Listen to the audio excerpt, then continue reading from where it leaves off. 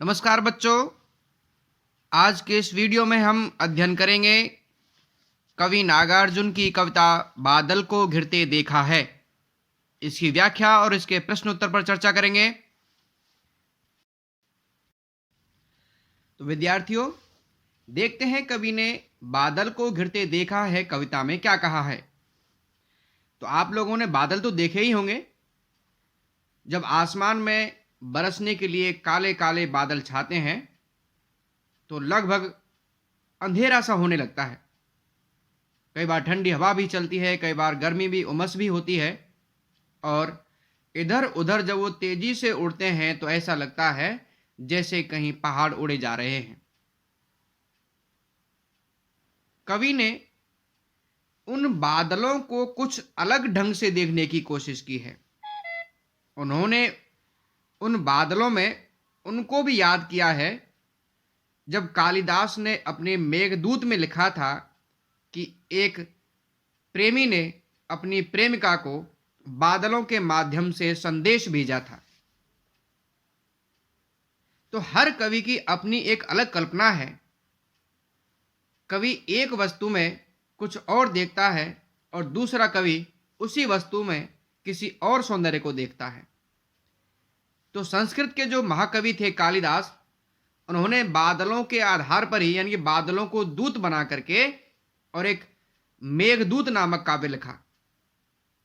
और यहां उन्हीं बादलों को लक्ष्य करके कवि नागार्जुन ने एक कविता लिखी है और जिसका नाम है बादल को घिरते देखा है। तो आइए इस कविता की व्याख्या पर चलते हैं। क्या कहते हैं कवि? अमल धवल गिर के शिखरों पर बादल को घिरते देखा है, छोटे छोटे मोती जैसे उसके शीतल तुहिन कणों को मान सरोवर के उन स्वर्णिम कमलों पर गिरते देखा है, बादल को घिरते देखा है। कवि कहते हैं कि अमल धवल, अमल माने स्वच्छ, धवल माने सफेद, श्वेत, गिरि माने पहाड़, शिखरों, शिखर माने चोटी। तो स्वच्छ निर्मल सफेद पर्वत की चोटियों पर, कौन सा पर्वत की बात की जा रही है? हिमालय पर्वत की।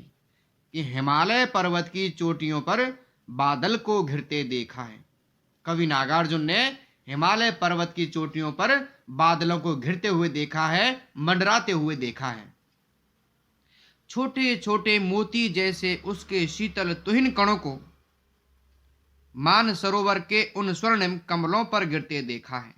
कवि कहते हैं कि वहां जो मानसरोवर झील है, उस मानसरोवर झील में कमल के पौधे हैं, कमल खिले हुए हैं और उन कमलों पर तुहिन कण, तुहिन कहते हैं बर्फ, इनकी मोती जैसे छोटे छोटे शीतल ओस के कण उन कमलों पर गिर रहे हैं। ये सब बादलों की देन है। यानी बादलों के कारण क्या हो रहा है कि वहां जो मानसरोवर झील में कमल पौधे उगे हुए हैं, उन कमल के फूलों पर शीतल शीतल मोती जैसे छोटे छोटे ओस के कण गिरे हुए हैं। बादल को घिरते देखा है। कवि कहते हैं कि मैंने बादलों को वहां पर घिरते हुए देखा है। उस हिमालय पर्वत पर मैंने बादलों का अद्भुत सौंदर्य देखा है। अब आगे क्या कहते हैं? चल, इससे पहले हम इसके थोड़े से काव्य सौंदर्य पर चर्चा कर लेते हैं। यानी कि ये जो कविता है ये खड़ी बोली हिंदी की है और इसमें अमल धवल गिरि ये संस्कृत निष्ठ शब्द हैं। तो इसमें संस्कृत निष्ठ शब्दावली का प्रयोग हुआ है और छोटे छोटे, यानी एक शब्द दो बार आया है, इसलिए यहां पर पुनरुक्ति प्रकाश अलंकार है। और इसमें मोती जैसे उसके शीतल तुहिन कणों को, यानी कि मोतियों से ओस के कणों की तुलना की गई है। तो यहां पर उपमा अलंकार भी है और पूरा जो पद है वो संगीतात्मकता लिए हुए है। इसमें ध्वन्यात्मकता है और माधुर्य गुण है, प्रकृति का चित्रण है और बादलों का मानवीकरण किया गया है। अब चलिए आगे चलते हैं। तुंग हिमालय के कंधों पर छोटी बड़ी कई झीलें हैं, उनके श्यामल नील सलिल में समतल देशों से आ आकर पावस की उमस से आकुल तिक्त मधुर विस्तंतु खोजते हंसों को तिरते देखा है, बादल को घिरते देखा है। इस अगले पद में कवि कहते हैं कि तुंग हिमालय के कंधों पर, कि उस ऊंचे हिमालय पर्वत के कंधों पर छोटी बड़ी कई झीलें हैं। उस हिमालय पर्वत पर बहुत सारी झीलें हैं। उनके श्यामल नील सलिल में, नील सलिल नीले जल में, श्यामल सांवले, उनके सांवले और नीले जल में समतल देशों से आ आकर, यानी कि मैदानी भाग से मैदानी इलाके से आ आकर के पावस की उमस से आकुल, पावस माने वर्षा ऋतु, वर्षा ऋतु में होने वाली उमस से व्याकुल होकर के तिक्त मधुर तीखे और मीठे विषतंतु खोजते, विषतंतु कहते हैं कमल नाल को, उस कमल नाल को खोजते हुए हंसों को तिरते देखा है। हंस वहां आ गए हैं और वो तैर रहे हैं। क्यों तैर रहे हैं? विषतंतु खोज रहे हैं, वो विषतंतुओं को खाने के लिए।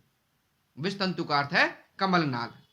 तो यहां कवि कहते हैं कि उस हिमालय के, यानी कि हिमालय पर जो झीलें हैं, उन झीलों में मैदानी इलाकों से आकर के उड़ करके हंस आ गए हैं और वो यहाँ पर कमल नालों को ढूंढ रहे हैं, क्योंकि कमल नाल उनका भोजन है। बादल को घिरते देखा है, कवि कहते हैं कि मैंने वहां उस हिमालय पर बादलों को घिरते हुए देखा है, उमड़ते घुमड़ते हुए देखा है। अब आगे चलते हैं। अब इसमें भी हम देखें तो श्यामल नील सलिल, यहां पर देखो लवर्ण की आवृत्ति हुई है, तो यहां पर अनुप्रास अलंकार है और भाषा वही खड़ी बोली है, संस्कृत निष्ठ है, क्योंकि तुंग, श्यामल, नील, सलिल ये सब संस्कृत निष्ठ शब्द हैं। ठीक है, अब आगे अगले पद पर चलते हैं। ऋतु वसंत का सुप्रभात था, मंद मंद था अनिल बह रहा, बालारुण की मृदु किरणें थी, अगल बगल स्वर्णिम शिखर थे, एक दूसरे से विरहित हो अलग अलग रहकर ही जिनको सारी रात बितानी होती। अब वो कह रहे हैं कि वसंत ऋतु का सुप्रभात था, सुबह का समय था। बस ऋतु कौन सी थी? वसंत ऋतु थी। मंद मंद था अनिल बह रहा, धीमे धीमे, अनिल माने हवा, धीमे धीमे हवा बह रही थी। बालारुण की मृदु किरणें थी। बालारुण, बाल अरुण, बाल यानी कि जब सूर्योदय होता है तो जो सूर्य है वो कैसा लगता है? अरुण लगता है, लाल लगता है। तो उसकी किरणें थी, कैसी किरणें थी? मधुर किरणें थी, कि सूर्योदय होते हुए उस सूर्य की किरणें मधुर किरणें थी। अगल बगल स्वर्णिम शिखर थे, और उसके अगल और बगल इनके आसपास क्या थे? स्वर्णिम शिखर, सुनहरे चोटियां थी, शिखर थे। एक दूसरे से विरहित हो अलग अलग रहकर ही जिनको, एक दूसरे से विरहित हो, यानी एक दूसरे से विरहित, विरहित का अर्थ होता है विरह से पीड़ित। अब कवि कहते हैं किसके बारे में? जो चकवा चकवी होते हैं, कि वहां पर क्या था कि एक दूसरे से विरह से पीड़ित चकवा और चकवी अलग अलग ही रह करके जिनको पूरी रात बितानी होती थी। यानी कि जो चकवा और चकवी हैं वो रात के समय बिछड़ जाते हैं। अब आगे चलते हैं। निशा काल से चिर अभिशापित, निशा काल रात्रि के समय से, चिर अभिशापित बहुत लंबे समय से जिनको अभिशाप मिला हुआ है। बेबस उस चकवा चकई का बंद हुआ क्रंदन, फिर उनमें उस महान सरोवर के तीरे, बेबस उस चकवा चकई के, यानी कि जो चकवा और जो चकई हैं जो बेबस हैं, मजबूर हैं, बंद हुआ क्रंदन, उनका जो कीड़ा क्रंदन था वो बंद हो चुका है। फिर उनमें उस महान सरोवर के तीरे, सरोवर माने तालाब, तीरे माने किनारे, फिर उन दोनों में उस महान तालाब के किनारे, उस झील के किनारे शैवालों की हरी दरी पर, शैवाल जो काई होती है, काई कैसे रंग की होती है? हरे रंग की होती है। तो उन शैवालों की हरी दरी पर प्रणय कलह छिड़ते देखा है। प्रणय कलह, प्रणय माने प्रेम, कलह माने झगड़ा, यानी प्रेम से दोनों में झगड़ा होते हुए देखा है। कवि कहते हैं कि वहां पर उस झील के किनारे क्या है, हरी हरी काई जमा हो गई है, और उस काई पर जो रात में बिछुड़ गए थे चकवा चकवी, चिर अभिशापित, यानी कि बहुत लंबे समय से उनको कोई ऐसा अभिशाप मिला हुआ था जिनके कारण वो रात में नहीं मिलते, तो वहां वे आकर के और दोनों क्या कर रहे हैं, प्रणय कलह कर रहे हैं, प्रेम से झगड़ा कर रहे हैं, अर्थात दोनों प्रेम कर रहे हैं। बादल को घिरते देखा है, कवि कहते हैं मैंने उस जगह पर बादलों को घिरते देखा है। तो यहां देखिए, यहां कवि ने प्राकृतिक सौंदर्य का चित्रण किया है, चकवा और चकवी के माध्यम से उस हिमालय के उस वर्णन को, उस हिमालय की सुंदरता को भी बढ़ा दिया है कि वहां पर चकवा चकवी भी अपने प्रेम से मिलन करते हैं, मिलाप करते हैं। चकवा चकई यहां अनुप्रास अलंकार है। चिर अभिशापित, लंबे समय से अभिशाप मिला हुआ है। प्रणय कलह, प्रेम रूपी कलह, यहां पर रूपक अलंकार है। अब आगे चलते हैं। दुर्गम बर्फानी घाटी में शत सहस्र फुट ऊंचाई पर अलख नाभि से उठने वाले निज के ही उन्मादक परिमल के पीछे धावित हो होकर तरल तरुण कस्तूरी मृग को अपने पर चिढ़ते देखा है, बादल को घिरते देखा है। दुर्गम बर्फानी घाटी में, अब देखो कवि यहां पर इस जो पद में उस कस्तूरी मृग का वर्णन करते हैं जिसकी नाभि में से सुगंध निकलती है, और हिरण समझता है कि वो सुगंध कहीं बाहर से आ रही है, इसलिए हिरण उस सुगंध को सूंघते सूंघते चारों तरफ भागता है कि कहीं वो सुगंध वाली चीज मुझे मिल जाए। तो क्या कहते हैं कि दुर्गम बर्फानी घाटी में शत सहस्र फुट ऊंचाई पर, कि उस दुर्गम और बर्फीली घाटी में शत सहस्र, शत माने 100, सहस्र माने 1000, कि 100,000 फुट की ऊंचाई पर, अर्थात लाखों फुट की ऊंचाई पर मैंने अलख नाभि से उठने वाले, यानी कि उसकी अदृश्य नाभि से ही, नाभि माने टुंडी, नाभि से ही उठने वाली उस उन्मादक परिमल, उस अपनी ही उस नशीली खुशबू से, खुशबू के पीछे भाग भाग करके परेशान हो रहा है, और वो जो तरल तरुण कस्तूरी मृग को, यानी कि जो चंचल, तरल यहां पर चंचल है, तरुण माने युवा, कस्तूरी मृग, वो जो युवा चंचल कस्तूरी मृग है वो अपने आप पर चिढ़ रहा है, क्योंकि कहीं भी उसको वो कस्तूरी मृग, कस्तूरी की खुशबू वाली चीज नहीं मिल रही है, वो बार बार इधर से उधर भागता है। बादल को घिरते देखा है, कवि कह रहे हैं कि मैंने उस हिमालय पर, ऐसी जगह पर बादलों को घिरते हुए देखा है। तो यहां कवि ने बड़े ही मनोरम दृश्य का चित्रण किया है कि वहां बादल भी घिर रहे हैं, उधर हंस भी तिर रहे हैं, और नीला नीला जल है, और क्या हो रहा है, और वहां हिरण भी इधर उधर घूम रहे हैं, चकवा चकवी भी वहां पर अपना मिलन कर रहे हैं। इस पद में कवि ने उस कस्तूरी मृग की चंचलता का वर्णन किया है, और बहुत पुराने समय से चली आ रही इस बात का जिक्र किया है कि एक ऐसा कस्तूरी मृग भी होता है जो जिसकी नाभि में से खुशबू निकलती है। अब आते हैं अगले पद पर। कहां गया धनपति कुबेर वह, कहां गई उसकी वह अलका, नहीं ठिकाना कालिदास के व्योम प्रवाही गंगा जल का, ढूंढा बहुत परंतु लगा क्या, मेघदूत का पता कहीं पर। अब मैंने आपको शुरू में बताया था कि कालिदास थे संस्कृत के महाकवि, उन्होंने मेघदूत नामक महाकाव्य लिखा था, और उसमें बादलों को दूत बना करके भेजा गया था। तो उसी से अपनी बात रखते हैं कि कहां गया धनपति कुबेर वह, कहां गई वह उसकी वह अलका, यानी कि जिस धनपति कुबेर और अलका का जिक्र कालिदास के उसमें था काव्य में, अब वो कहां है, यहां हमें तो कहीं दिखाई नहीं दे रहे। यानी कि मैंने पूरा हिमालय छान मारा है, बहुत दूर दूर तक मैं आ गया हूं, लेकिन मुझे यहाँ धनपति कुबेर और उसकी वो जो नगरी है अलका नगरी, वो मुझे कहीं नहीं मिली है। यहां जो जिक्र किया है ये एक पौराणिक कथा है कि वहां हिमालय पर धनपति कुबेर का महल है और उसकी वहां नगरी है, अलका नगरी। अब वो कहते हैं कि नहीं ठिकाना कालिदास के व्योम प्रवाही गंगा जल का। कहते हैं कि आकाश से निकलने वाली उस गंगा का भी यहां कोई ठिकाना नहीं है।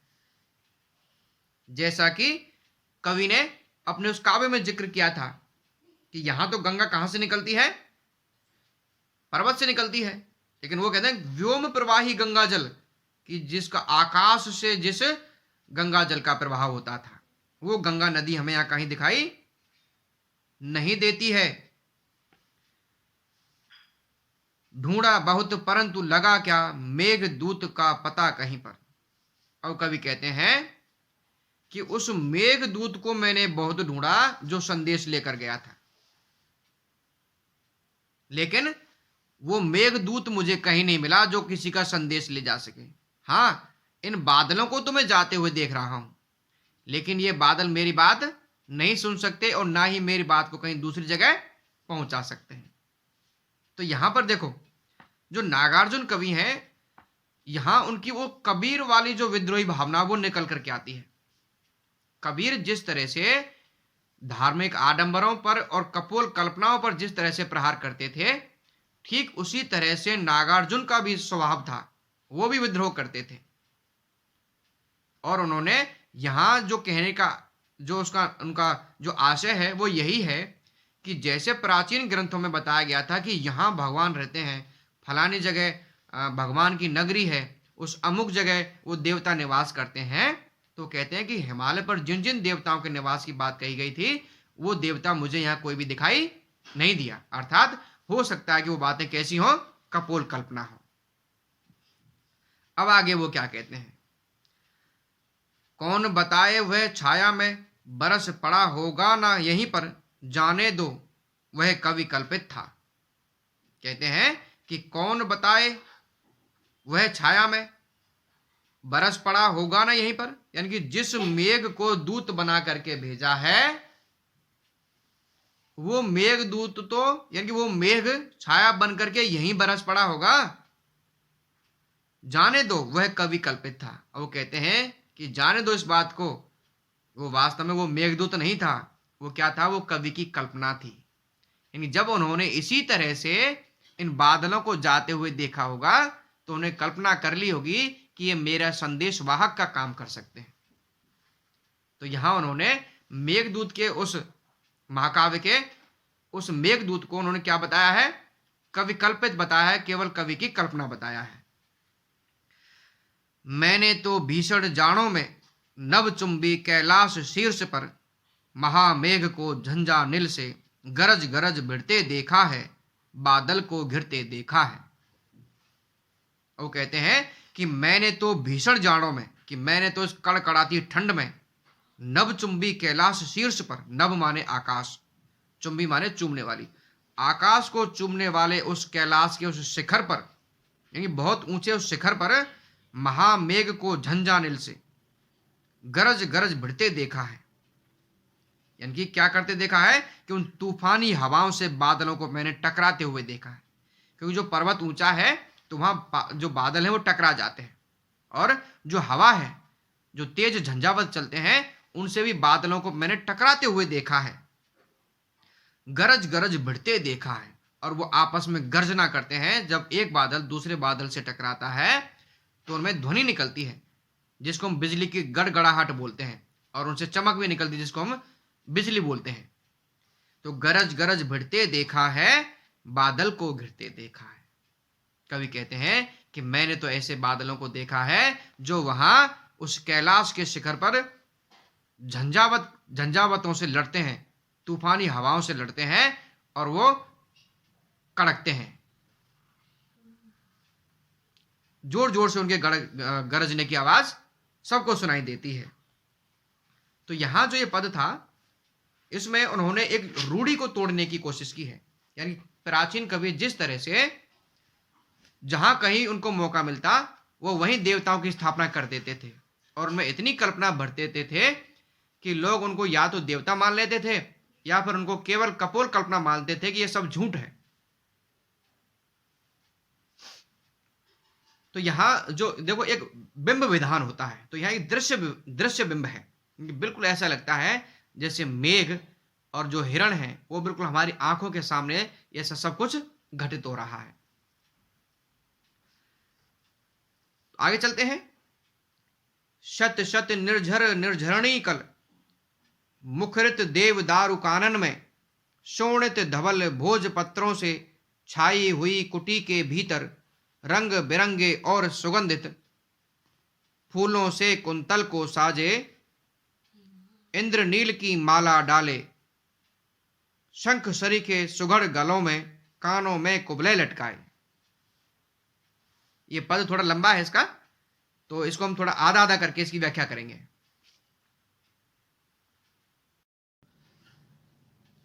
अब कवि आगे कहते हैं कि वहां एक प्रजाति रहती है जिसे किन्नर प्रजाति कहते हैं। कुछ बच्चे किन्नर उनको समझते हैं जो अन्य पुरुष होते हैं या जिनको हम हिजड़ा कहते हैं। तो यहाँ उनका आशय उस वर्ग से नहीं है। किन्नर एक अलग प्रजाति है, यानी जो हिमालय की तराइयों में वहां रहते थे, जो हिमालय पर रहते थे। तो वहां उनका जो शौक है, उनका जो रहन सहन है, उनकी जो भाव विलासिता है वो अलग प्रकार की है। तो वो कैसी है उसका वर्णन वो कर रहे हैं। वो कहते हैं कि शत शत निर्झर निर्झरणी कल, मुखरित देव दारु कानन में, कि शत शत 100 निर्झर माने झरने, निर्झरणी नदियां, कल माने ध्वनि, यानी 100 झरने और नदियां वहां आवाज करती हुई, ध्वनि करती हुई देवदारू के वन में प्रवेश कर जाती हैं। ये बहुत सारे झरने और नदियां वहां देवदारू के वन में बहती हैं।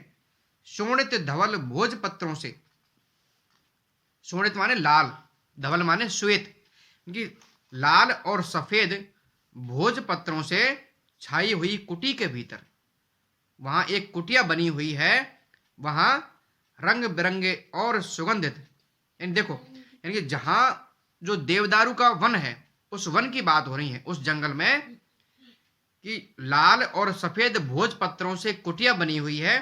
और उस कुटिया के सामने उन्होंने क्या देखा कि वहां पर फूलों से कुंतल, रंग बिरंगे सुगंधित फूलों से कुंतल को साजे। कुंतल कहते हैं केश, कि जिन्होंने रंग बिरंगे और सुगंधित फूलों से अपने केशों को, अपने बालों को सजाया हुआ है।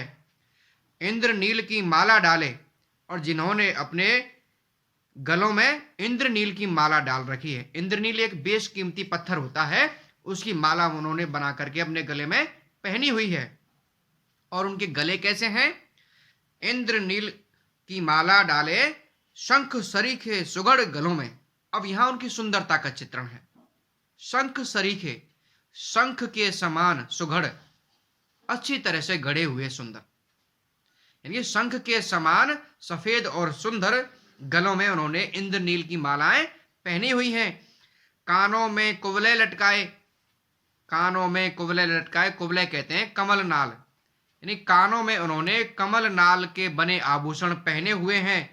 शतदल लाल कमल वेणी में, शतदल लाल 100 दलों वाले, अर्थात शतदल के जो लाल हैं, लाल कमल हैं, वे वेणी, वेणी माने उनकी जो चोटी होती है, उन्होंने अपने बालों की चोटी में गूंथे हुए हैं। क्या गूंथे हुए हैं?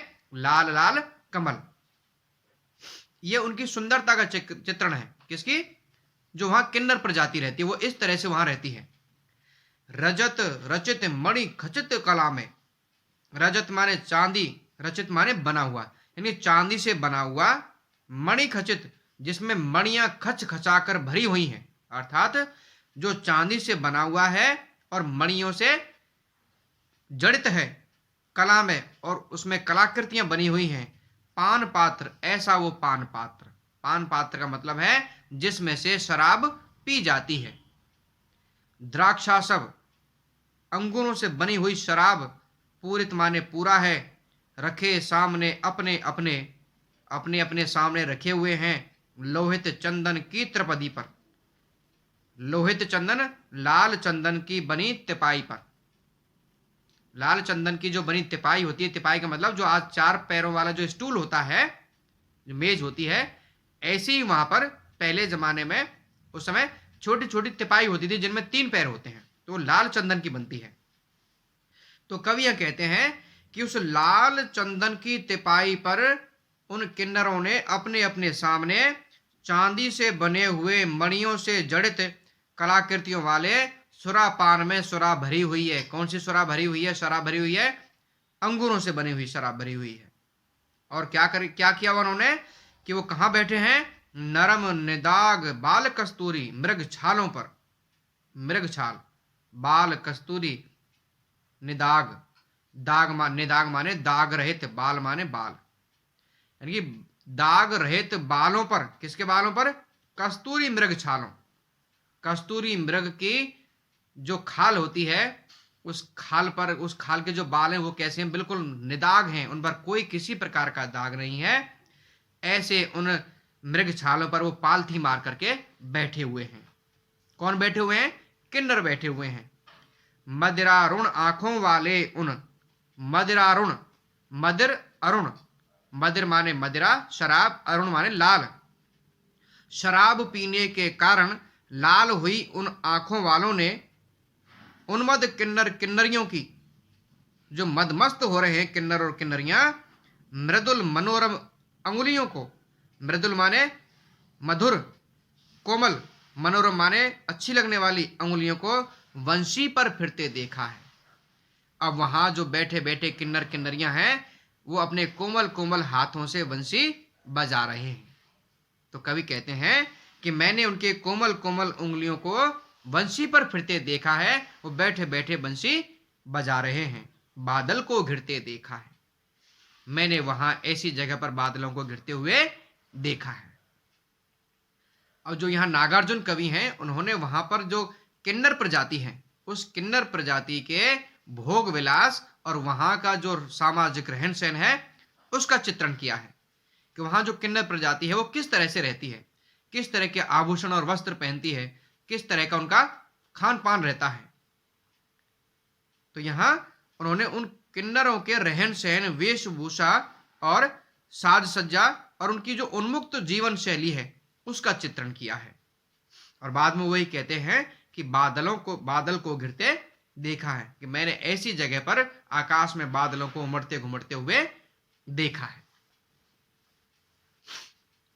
तो यहां शत शत शब्द में यह पुनरुक्ति प्रकाश अलंकार है।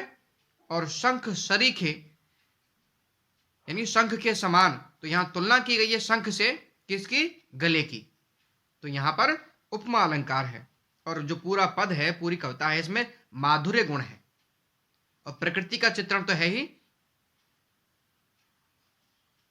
इसमें संस्कृत निष्ठ खड़ी बोली का प्रयोग हुआ है। चलिए अब चलते हैं हम प्रश्नोत्तरों पर।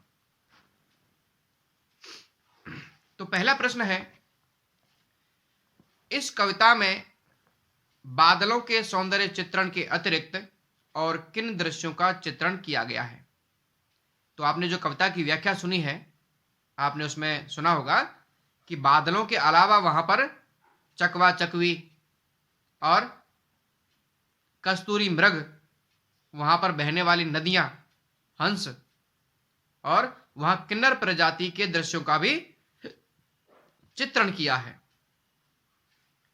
दूसरा प्रश्न, प्रणय कलह से कवि का क्या तात्पर्य है? मैंने आपको बताया था प्रणय कलह का मतलब होता है प्रेम रूपी कलह, अर्थात प्रेम से संबंधित झगड़ा। इसमें प्रेमी और प्रेम का दोनों अपने अपने वियोग को लेकर एक दूसरे से शिकायत करते हैं और एक दूसरे को दोषी ठहराते हैं। इसलिए प्रेमी प्रेमिका के मध्य जब कभी प्रेम तकरार हो जाती है, मन मुटाव हो जाता है, तब उसे प्रणय कलह कहते हैं। तीसरा प्रश्न, कस्तूरी मृग के अपने ही चिढ़ने का क्या कारण है? कस्तूरी मृग क्यों चिढ़ रहा है?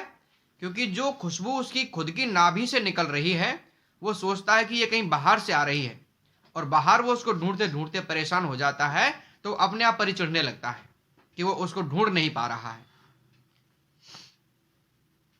प्रश्न नंबर 4, बादलों का वर्णन करते हुए कवि को कालिदास की याद क्यों आती है? तो कवि को कालिदास की याद इसलिए आती है कि वहां उन्होंने जब बादलों को देखा जाते हुए बादलों को देखा, तो उनको याद आता है कि ऐसे ही बादल जब जा रहे थे तो उनको मेघदूत बना करके भेजा गया था। तो यहां जो मेघदूत में जो यक्ष है, यक्ष ने बादलों को जब अपना संदेश देकर के दूत के रूप में अपनी पत्नी के पास भेजा था, तो वो बातें उनको सहज रूप से याद आ जाती हैं, क्योंकि उन्होंने कालिदास का जो मेघदूत महाकाव्य है वो उन्होंने पढ़ा हुआ था, तभी उनको पता था उसके बारे में किस तरह से बादलों को दूत बना करके भेजा हुआ था, इसलिए उनको उनकी याद आ जाती है। कवि ने, अगला प्रश्न है 5, कवि ने महामेघ को झंझानिल से गरज गरज भिड़ते देखा है, क्यों कहा है? ऐसा उन्होंने इसलिए कहा है कि जो गगनचुंबी वो हैं, जो चोटियां हैं, उन चोटियों पर जब तूफानी हवा चलती है तो भयानक गर्जना करते हुए बादल आपस में टकराते हैं, और जब टकराते हैं तो उनकी आवाज बहुत दूर तक जाती है। तो इसलिए उन्होंने कहा है कि बादल आपस में गरज गरज कर भिड़ रहे हैं। प्रश्न नंबर 6, बादल को घिरते देखा है पंक्ति को बार बार दोहराए जाने से कविता में क्या सौंदर्य आया है? तो ये इसमें एक तो नाद सौंदर्य होता है, जब पंक्ति कोई बार बार आती है या उस पंक्ति में, यानी कि हर पंक्ति के अंत में जब एक जैसे अक्षर होते हैं तो उनमें लय बन जाती है, उसको नाद सौंदर्य बोलते हैं। तो इसमें जो कविता में जो प्रभावोत्पादकता जो उत्पन्न हुई है वो इस पंक्ति के कारण ही है, क्योंकि हर पद के बाद वो पंक्ति आ जाती है, बादल को घिरते देखा है, तो यहां संगीतात्मकता बन जाती है, इससे लय बन जाती है। प्रश्न नंबर 7, भाव स्पष्ट करना है। तो भाव स्पष्ट करना वो हमने आपको व्याख्या करते समय हर पंक्ति का भाव समझा दिया था, तो वो आप इसमें से देख सकते हैं। इन दोनों का ही आप दोबारा से व्याख्या में सुन सकते हैं। प्रश्न नंबर 8 है, संदर्भ सहित व्याख्या कीजिए। तो जो व्याख्या के 4 बिंदु दिए हुए हैं, ये 4 सवाल हैं, 4 प्रश्न हैं। तो आप व्याख्या के लिए हमने व्याख्या तो कर ही दी है, लेकिन संदर्भ सप्रसंग सहित जो व्याख्या करते हैं तो उस व्याख्या में कुछ बिंदु होते हैं। पहला बिंदु होता है संकेत स्थल, दूसरा होता है संदर्भ, तीसरा प्रसंग, चौथा व्याख्या और 5वां विशेष। तो इसके लिए हमने अलग से वीडियो बनाया हुआ है, आप उस वीडियो में जा करके व्याख्या के तरीके देख सकते हैं कि व्याख्या हमें किस तरह करनी है।